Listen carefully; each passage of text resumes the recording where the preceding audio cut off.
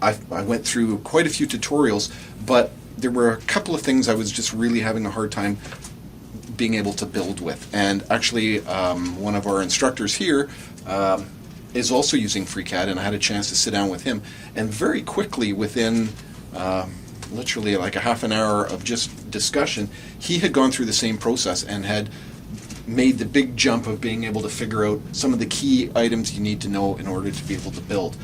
Once he kind of walked through that, my learning just skyrocketed, and the ability to build stuff has got better and better with time. So literally from the day I first opened this to some of my more advanced parts, less than 2 months. And that was just, discussions with my friend, and a bit of time on YouTube, and more than anything, just playing with the program.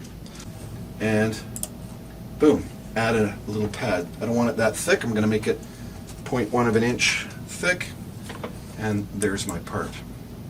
And so you can do the same thing with squares. It's got all kinds of amazing abilities to make one small circle, make one big circle, and then have it build that wall to sweep between the two, or loft actually. You can have a circle here and a circle on a different angle and have it sweep the tube around from one side to the other. It does all kinds of amazing things. And the more you play with it, the more you learn the function of it.